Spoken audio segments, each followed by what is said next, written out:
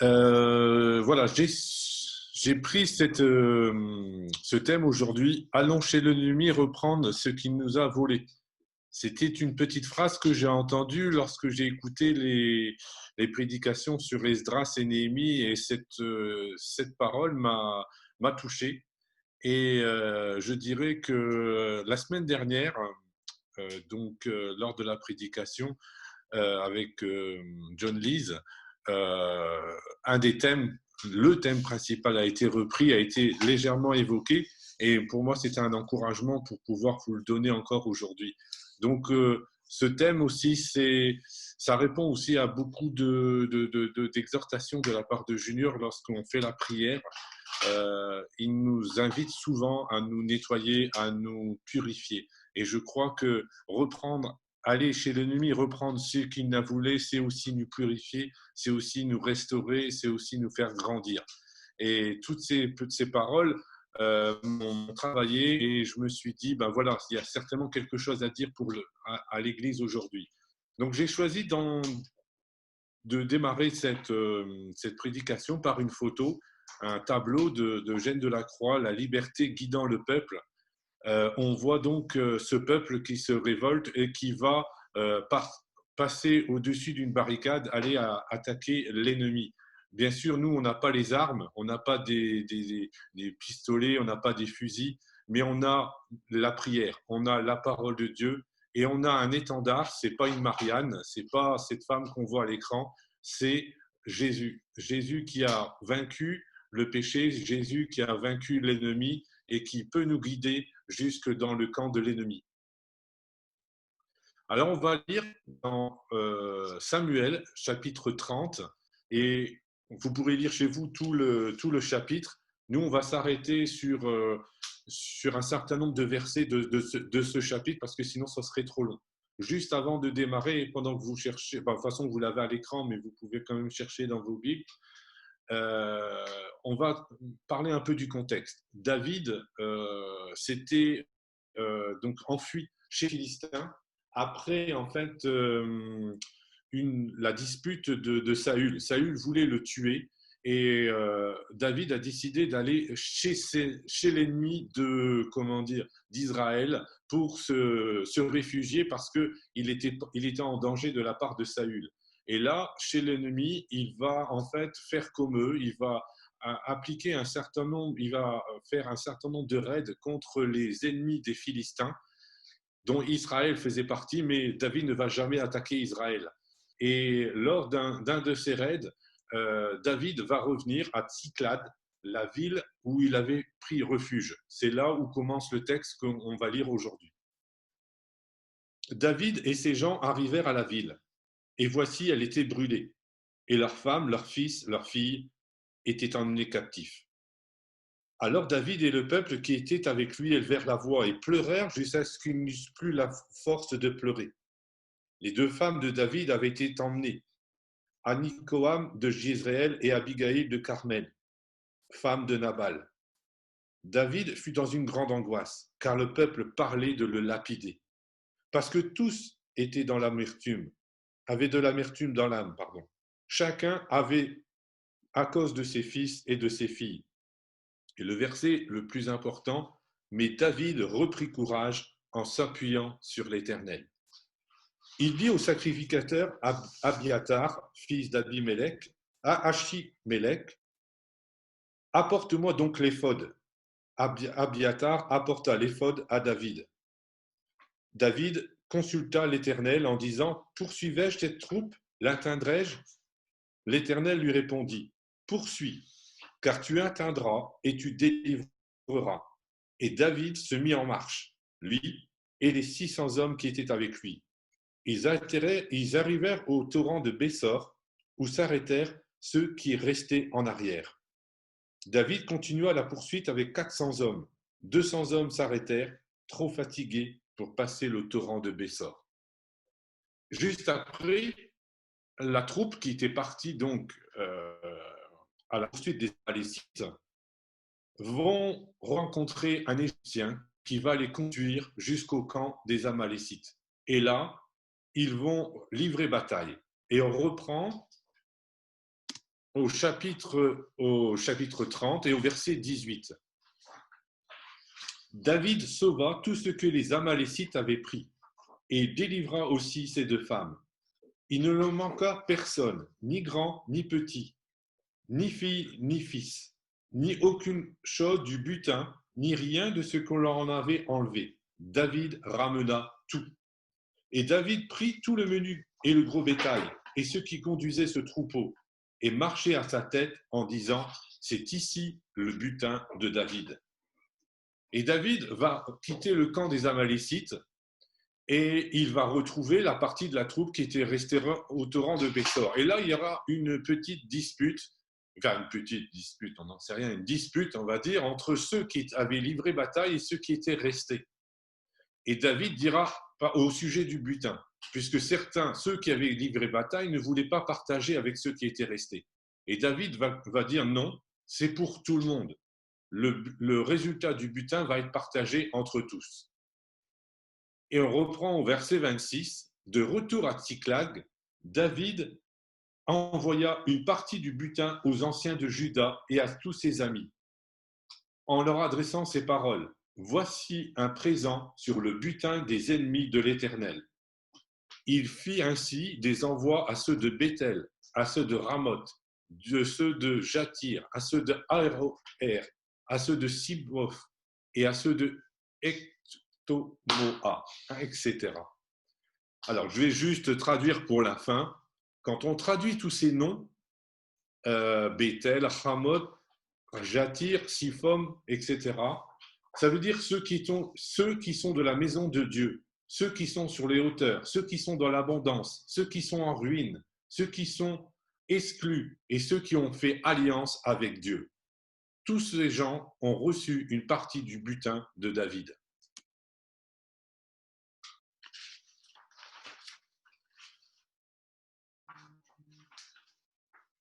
On a un ennemi.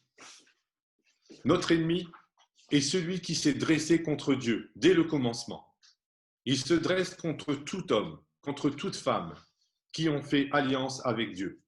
Notre ennemi, ennemi de Dieu, est déclaré un voleur. Dans Jean chapitre 10, Jésus dira, « Le voleur ne vient que pour dérober, égorger et détruire.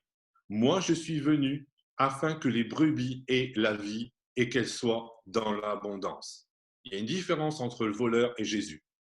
Jésus est venu donner sa vie, pour que les brebis aient la vie et qu'elles soient en abondance, le voleur vient égorger et détruire. Nous sommes au cœur d'une guerre spirituelle entre le bien et le mal. On le voit sur l'écran, il y a deux parties. D'un côté, Dieu et ceux qui ont fait l'alliance avec lui, et de l'autre côté, Satan qui se dresse contre Dieu et contre tous ceux qui veulent le suivre.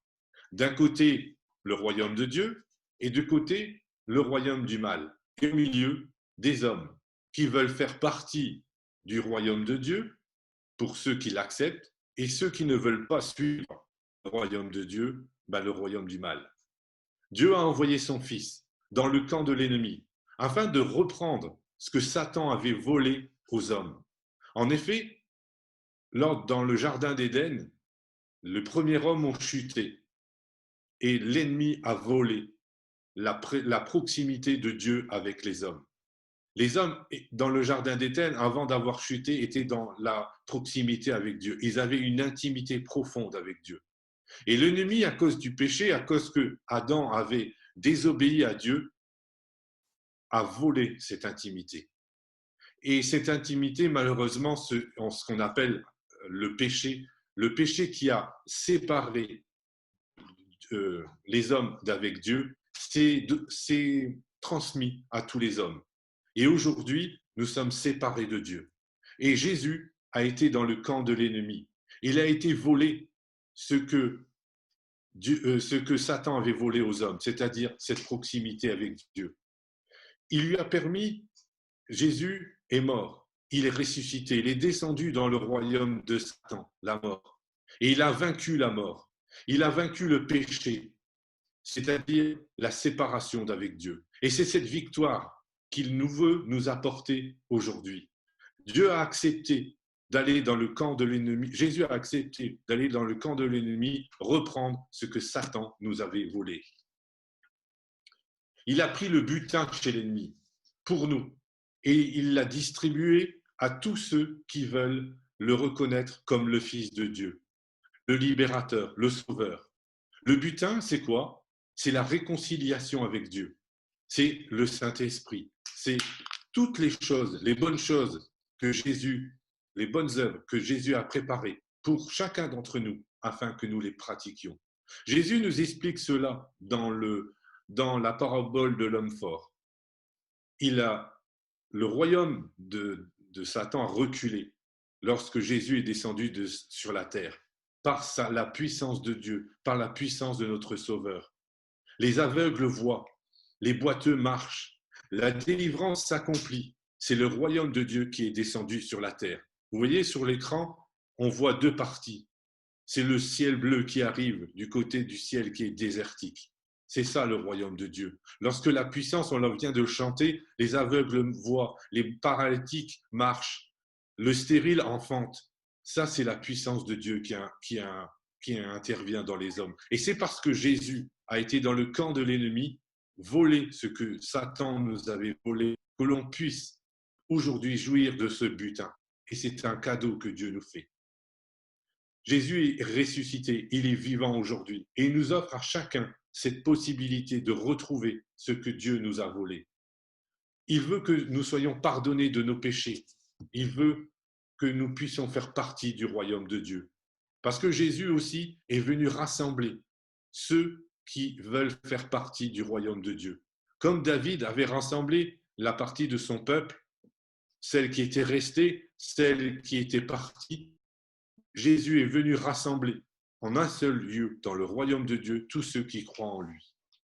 Le butin de Jésus a profité à tous ceux qui, de près ou de loin, veulent s'approcher de Dieu. Et il a profité à tous ceux qui sont prisonniers, détruits par le péché. Ce butin, c'est la restauration, c'est l'affirmation de Dieu en chacun d'entre nous. Alors, si on a fait cette comparaison, attendez, hop. Si on a fait cette comparaison entre David et Jésus, maintenant, à quoi cela peut nous concerner aujourd'hui? Dans un combat, il y a toujours deux phases. Il y a des phases offensives et il y a des phases défensives contre l'ennemi. On marche ou on recule, on stoppe ou on avance. Notre étendard, comme je l'ai dit tout à l'heure, c'est Jésus qui a remporté la victoire parce qu'il est ressuscité dans le camp. Il a été remporté la victoire dans le camp de l'ennemi. David revient à Tsiklag et là, il voit les ravages que l'ennemi a fait. Tout a été pillé, brûlé. Et les enfants et les femmes ont été pris captifs. Et l'ennemi veut nous voler notre joie, notre paix, notre zèle, notre appel, notre salut. David n'était pas au bon endroit. C'était pas là que Dieu voulait qu'il soit.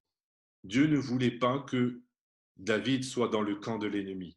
Alors il va le rétablir. Et cette situation que David va vivre va lui permettre de revenir dans les voies de Dieu.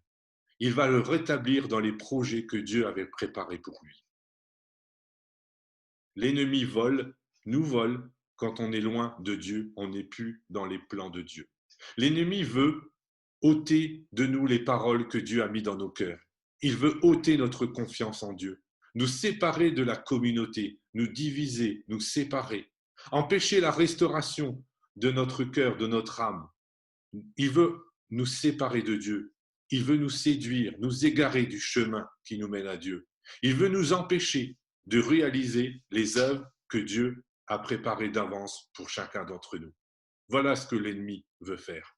Et lorsqu'il ait fait ces choses, il nous vole notre paix, notre joie, notre zèle, notre appel, notre salut, toutes ces choses. Il veut essayer de les voler. Alors, pour aller dans le camp de l'ennemi, qu'est-ce qu'il faut faire? Alors, on va le voir dans la réaction de David. Parce qu'il y a une chose très importante. Pour aller dans le camp de l'ennemi, récupérer ce qui nous a volé, il va falloir passer par la repentance. La repentance, c'est quoi? C'est un changement d'attitude. La première étape de la repentance, on la voit à l'écran. Vous voyez, la personne a la tête baissée dans le noir et tout doucement, elle va changer de direction pour arriver dans la lumière. La repentance est un changement dans la façon de penser. On fait un demi-tour. Ça ne concerne pas que les nouveaux, ça concerne aussi tous les chrétiens. Et je crois que dans la vie chrétienne, aller dans le camp de l'ennemi, récupérer ce qui nous a volé, ce ne sera pas une seule fois, mais plusieurs fois. On a besoin d'y retourner. J'ai besoin d'y retourner. Parce que l'ennemi nous a volé un certain nombre de choses. Et il faut les récupérer. Parce que sans cela, on ne pourra pas aller plus loin. Alors la première étape, c'est le constat du travail de l'adversaire. Alors j'aime pas dire travail, mais c'est le constat de l'adversaire. Il est dit dans le texte qu'on a lu, David et ses hommes arrivèrent. Alors excusez-moi, je n'arrive pas bien à lire. Il est dit, David et ses hommes arrivèrent dans la ville de Cyclade. Elle était brûlée par le feu et leurs femmes et leurs fils avaient été faits prisonniers. Excusez-moi, je n'arrive pas à lire à l'écran. Donc, c'est un peu embêtant. Voilà ce qu'ils voient lorsque ils arrivent et voilà le constat qu'ils vont avoir. Tout a été brûlé, tout a été détruit. Et là, le peuple ainsi que David vont choisir une voie, celle de l'abattement et des pleurs. Pour être restauré, pour être soulagé, parfois elle est nécessaire. Tout dépend de là où elle nous mène. Et je dirais, il ne faut pas rester sur cette voie trop longtemps, parce qu'elle nous mène, vous avez vu, au tout départ, ils étaient dans la tristesse. Après, ils vont être dans l'angoisse. Et après, ils vont avoir de l'amertume. Et cette amertume va les conduire au mal. Je crois que on peut être déçu, on peut être triste, on peut être dans l'angoisse, mais il ne faut pas y rester. Cette voie ne conduit pas vers Dieu. Quand tu vois les ravages du diable dans ta vie ou dans la vie de ceux qui t'entourent, que ressens-tu? Que veux-tu faire? Qu'est-ce que tu ressens? De l'angoisse, de l'amertume, de la révolte, du découragement, de la lassitude? Alors il est temps de changer de voie. Il est temps de changer de chemin. Tout ce qu'ils avaient dans le peuple d'Israël, tout ce qu'ils avaient de la valeur à leurs yeux a disparu. Si tu n'avances pas dans la situation, si tu n'avances pas de manière spirituelle dans ta situation, si tu vois ces choses, ces ravages que l'ennemi a fait dans notre Église, dans nos enfants, chez les jeunes, chez les enfants, chez les couples ou les personnes âgées, que ressens-tu après ces destructions? Quand tu vois aussi ta vie, peut-être toutes les destructions et tous les ravages que l'ennemi a fait, que ressens-tu? La première étape de la repentance, c'est de voir, c'est un constat. La deuxième étape, c'est un changement d'attitude. Il est dit dans le passage qu'on a lu, David se fortifia en l'Éternel. David reprit courage en s'appuyant sur Dieu. Si tu es dans l'état de David ou du peuple à ce moment-là, ne reste pas dans cet état. Fais comme David. Change d'attitude. Alors que s'est-il passé? Que s'est-il passé pour David à ce moment-là? Pourquoi a-t-il changé d'attitude? Parce que le David qui est dans ce passage, c'est pas le David de David et Goliath. Quand David va attaquer Goliath, il est fort. Personne ne peut l'arrêter. Là, David pleure. David est dans l'angoisse. On n'a pas affaire à un héros, on a affaire à un homme tout à fait normal. Alors, que s'est-il passé? Dieu va faire grâce à David. Parce que Dieu voit notre tristesse, nos angoisses face à ce monde qui se perd. Dieu va faire grâce, il va laisser un indice à David. Un indice. Il n'y a pas de corps. Les Amalécites ont capturé les femmes et les enfants. Ça veut dire que ils sont vivants. Ils sont peut-être vivants. Et c'est cet indice qui va créer dans le cœur de David un petit espoir au tout début. Et je dirais, en faisant la comparaison, personne n'a retrouvé le corps de Jésus. Il est ressuscité. Et s'il est ressuscité, ça veut dire qu'il est vivant encore aujourd'hui. S'il est ressuscité, alors il a battu l'ennemi, il a vaincu la mort, il a vaincu le péché. Et ça, c'est un espoir pour toi. C'est un espoir qui peut être dans ton cœur. Quand tu vois tous ces ravages que l'ennemi peut faire dans ta vie, dans tous ceux qui t'entourent, ça commence par ce petit espoir que Jésus est ressuscité. Et ce n'est pas qu'un espoir, mais ça commence par là. David va avoir la grâce de Dieu, il va reprendre courage. On voit que quand il reprend courage, il se fortifie en l'Éternel. Alors l'angoisse va disparaître. Une solution existe peut-être. La fatalité qui était peut-être présente dans ses explications, dans son esprit, a disparu. Il pense qu'il peut inverser la situation. Dieu va travailler son cœur. Le Saint-Esprit est à l'œuvre à ce moment-là. Et je dirais, est-ce que tu as ces fardeaux pour ces frères et ces sœurs qui sont partis, ou ces âmes qui se perdent, des ravages de l'ennemi? Alors laisse-toi travailler par l'Esprit. Regarde et écoute. Dieu a certainement laissé un indice pour que tu reprennes espoir. Ce petit indice, c'est le Saint-Esprit qui va te le montrer. C'est le Saint-Esprit qui va te le dire par sa parole. Et cet indice va créer un espoir dans ta vie. David va consulter Dieu. Pourquoi il va consulter Dieu? Pour connaître sa volonté? Non, il l'avait déjà, sa volonté. Quand il est dit, il va demander à l'éphod, dans l'Ancien Testament, c'était le moyen de rentrer en communication avec Dieu. Mais nous, on peut prier Dieu directement. On n'a pas besoin d'un éphod. Jésus est vivant, il est à côté de nous et il est en nous, pour certains. Et pour d'autres, il peut l'être en toi. David va consulter Dieu, parce qu'il a déjà dans son cœur, Dieu avait déjà déposé cet espoir que tout n'était pas fini. Il avait déjà cette idée. Mais pourquoi va-t-il consulter l'Éternel? Il va consulter l'Éternel pour que cet espoir devienne un rocher, pour que cet espoir devienne une force sur laquelle il peut s'appuyer. Avant toute chose, consulte Dieu pour savoir si ce que tu as reçu dans ton cœur puisse grandir, puisse devenir un rocher, une force sur laquelle que tu peux t'appuyer, afin que tu sois conforté dans ce que tu as reçu. Pourquoi je dis ça? Parce que souvent on dit, je ne sais pas quoi faire, alors je vais consulter l'Éternel. Et on reçoit une parole, peu importe, et même certaines personnes diront, oh, c'est pour toi, la parole, elle est pour toi. Mais si tu ne l'as pas reçue dans ton cœur, si cette parole n'a pas reçu d'écho dans ton cœur, alors elle n'est pas pour toi. Consulter l'Éternel, c'est parce que David avait déjà reçu quelque chose et il voulait que cette parole puisse devenir beaucoup plus forte dans son cœur. Et pourquoi je dis ça? Parce que Jésus, lui-même, lorsqu'il était sur la terre, à un moment donné, il va trouver sur son chemin un aveugle.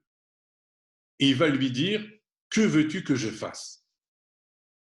Vous ne trouvez pas ça bizarre? Le gars est aveugle et Jésus lui demande ce qu'il doit faire. C'est évident. Mais non, Dieu veut toujours que nous exprimions notre volonté avant d'agir. Et ça, c'est très important. Et Jésus lui demandera, que veux-tu que je fasse? Et l'aveugle lui répond, mais que je retrouve la vue. Et il va retrouver la vue.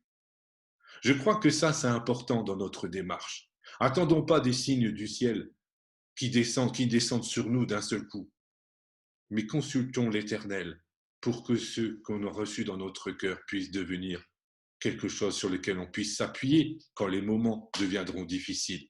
Parce que quand David va consulter l'Éternel, il va recevoir une promesse. Et cette promesse, il pourra s'appuyer dessus Lorsqu'il va partir avec 600 hommes et que certains diront en plein milieu du chemin, moi j'ai envie d'arrêter, j'en peux plus, moi, je suis trop fatigué. Lui, il va dire, j'ai reçu la promesse de l'Éternel, j'ai reçu quelque chose dans mon cœur. Cet espoir est devenu une force, est devenu une puissance. La repentance, c'est un changement d'attitude, un changement de direction, d'attention. David pleurait. Il était dans l'angoisse. David va se lever et il va passer à l'action. Si tu veux qu'il y ait des changements dans ta vie, il n'y a qu'une chose à faire, c'est la repentance, c'est-à-dire changer de direction et se tourner vers Dieu.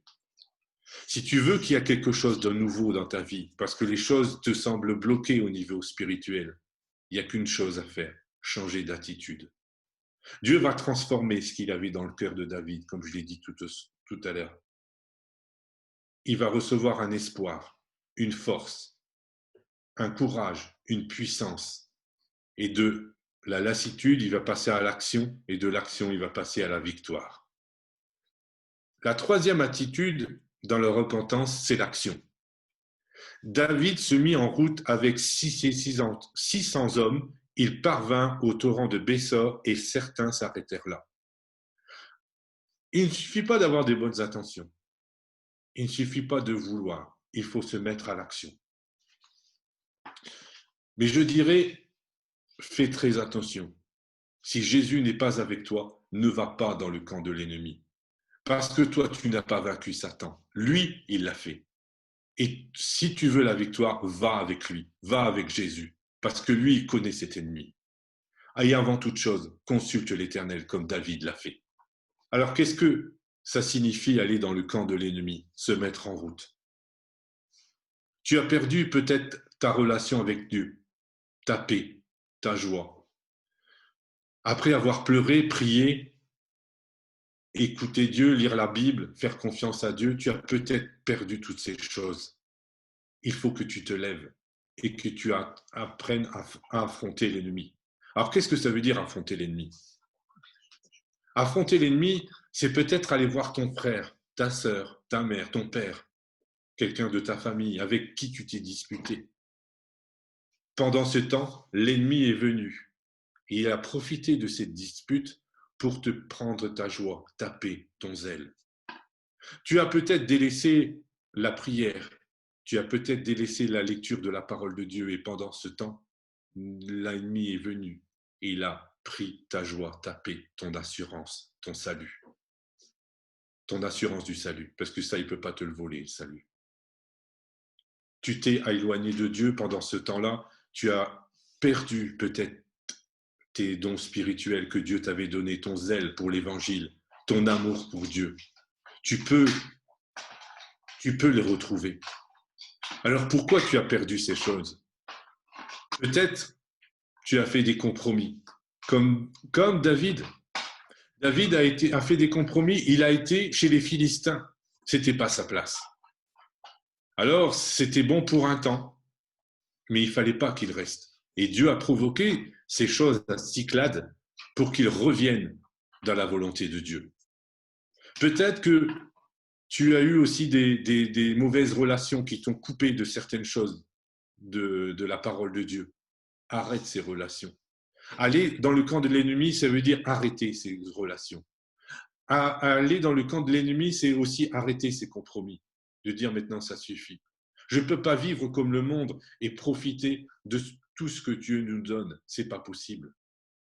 Aller dans le camp de l'ennemi, c'est aussi quitter certains lieux peut-être que tu fréquentes et qui t'empêchent d'avancer et qui t'ont volé aussi un certain nombre de choses. Ta paix, ta joie, tes moments d'intimité dans la prière.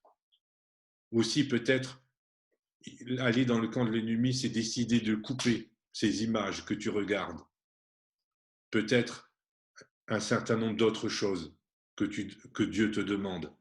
Tu as reçu ces choses dans ton cœur. Ces choses sont là. Tu sais, mais tu n'as peut-être pas la force de le faire. Tu peux compter sur Jésus, parce que lui, il a été dans le camp de l'ennemi. Alors il est temps d'aller avec la force que Jésus nous donne dans le camp de l'ennemi et avec la confiance en Jésus pour résoudre la situation dans laquelle tu te trouves. parce qu'il a volé ce qui t'était le plus précieux, c'est-à-dire l'amour que tu avais pour Dieu, la joie que tu avais pour Dieu, la paix que tu avais, la louange, le zèle de l'évangile, etc. Parce que Dieu a des projets de paix pour chacun d'entre nous. Il a préparé de belles choses, de belles œuvres, afin que nous les pratiquions, nous dit la parole de Dieu. Et toi, devant ce désastre, tu vas rester là, tu vas pleurer en disant « il faudrait qu'on m'aide, il faudrait que… » Non, lève-toi et va dans le camp de l'ennemi avec la force que Dieu te donnera. Parce que Dieu va permettre que David retrouve ce qu'il a perdu, et même beaucoup plus. Dieu va revenir avec le butin qu'il va partager à son peuple. Il va réunir le peuple de Dieu. Ils étaient 600 et à la fin, ils ne sont plus que 200 et il va les revenir. Et ce butin qu'il va donner, il va le partager entre tous. Jésus a fait pareil. Comme j'ai dit tout à l'heure en introduction, Jésus a été. Et si Jésus n'était pas mort à la croix pour toi, qu'est-ce qui se serait passé? Jésus n'a pas gardé la victoire qu'il a gagnée sur la mort et sur le péché, mais il a voulu la distribuer à tous ceux qui croiraient en lui.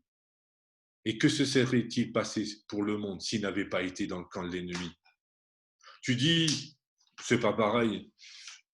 Dans ma situation, elle ne regarde que moi, ou peut-être quelques personnes. Trompe-toi. Est-ce que tu connais le destin de tous ceux qui t'entourent, l'avenir de tous ceux qui sont impliqués dans ta situation, toute proche? Vous avez vu, 200 personnes sont parties. Et combien de personnes ont été bénies pour avoir retrouvé le butin que les Amalécites avaient volé? Jésus a été dans le camp de l'ennemi, lui seul. Et à combien ça a pu profiter toutes ces choses? Toi aussi, peut-être, tu dois aller dans l'ennemi te réconcilier. Tu dois peut-être aller demander pardon, couper un certain nombre de choses, comme j'ai expliqué tout à l'heure, pour que la joie revienne, mais aussi la bénédiction, ce butin que tu auras gagné, cette victoire, tu pourras la partager avec tous ceux qui sont proches, avec tous ceux de l'Église, avec tous tes amis, ta famille. Et tout cela te permettra d'être béni. Je dirais que ces hommes se sont levés et se sont mis en marche parce que Dieu était avec eux.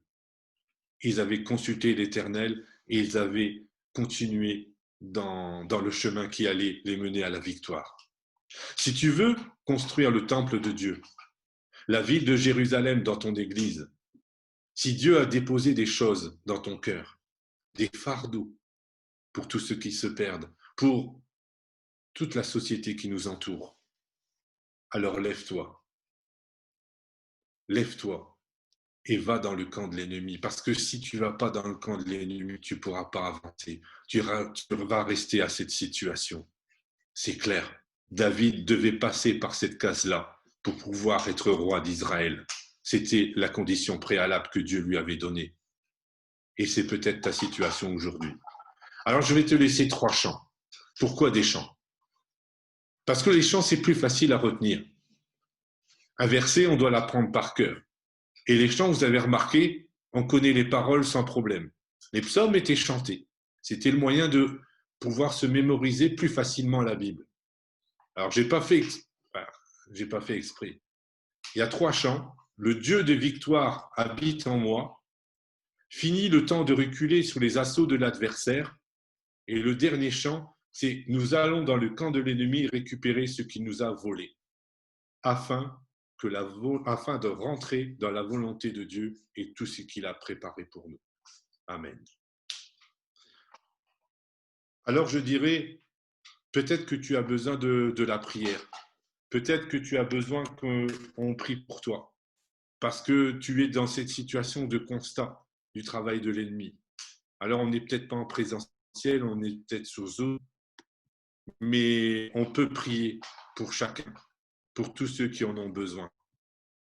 Parce que si David a consulté l'Éternel, alors on peut aussi nous aider les uns les autres. Peut-être que tu te dis, ben non, moi j'ai rien perdu. Je suis dans la la plénitude de ce que Dieu est. Alors je peux te dire une chose, tu es concerné aussi parce que David n'a pas été seul. Il a été avec 200, 600 hommes qui ont été lui donner un coup de main. Alors toi aussi, tu peux donner un coup de main à ton frère, à ta sœur qui est à côté, qui elle doit aller dans le camp de l'ennemi pour récupérer ce que Dieu lui a volé. J'ai besoin d'aller dans le camp de l'ennemi, moi, de manière personnelle. J'ai le, le diable m'a aussi volé des choses. Et avant de commencer toute chose, je dois aller. Je suis concerné, comme chacun d'entre vous. On a besoin de retrouver ces choses. Alors, dans ces temps on va avoir un temps de prière pour pouvoir nous aider à voir ces choses et à se mettre debout, à se mettre en action, pour que on puisse réaliser l'œuvre de Dieu dans nos cœurs et nos vies. Amen. Seigneur, nous voulons te remercier, Seigneur, parce que tu nous parles tantôt d'une manière et tantôt d'une autre. Et nous voulons ce matin, Seigneur, te demander ta grâce dans mon cœur, dans ma vie, mais aussi dans celle de mes frères et sœurs, parce que j'ai besoin de toi. J'ai besoin de ta force, j'ai besoin de ta puissance. J'ai besoin que le fardeau que tu as déposé dans mon cœur puisse devenir une force, une puissance.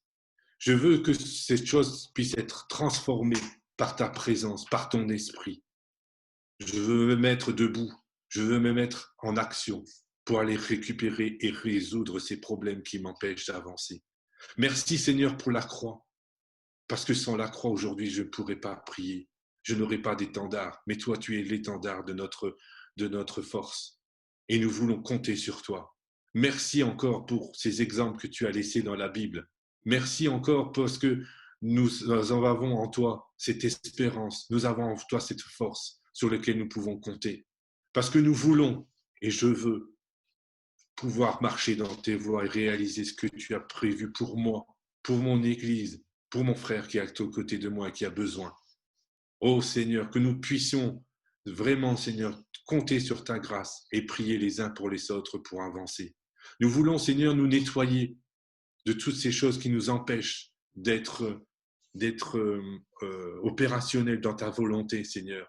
Nous voulons mettre de côté toutes ces choses qui nous empêchent de pouvoir avancer vers toi. Que ton Saint-Esprit puisse nous travailler durant cette semaine, que nous puissions remémorer tout ce que nous avons entendu aujourd'hui, ce que tu nous as dit, afin que ces paroles deviennent réalité dans nos cœurs et dans nos vies. À toi soit la gloire et l'honneur. Amen.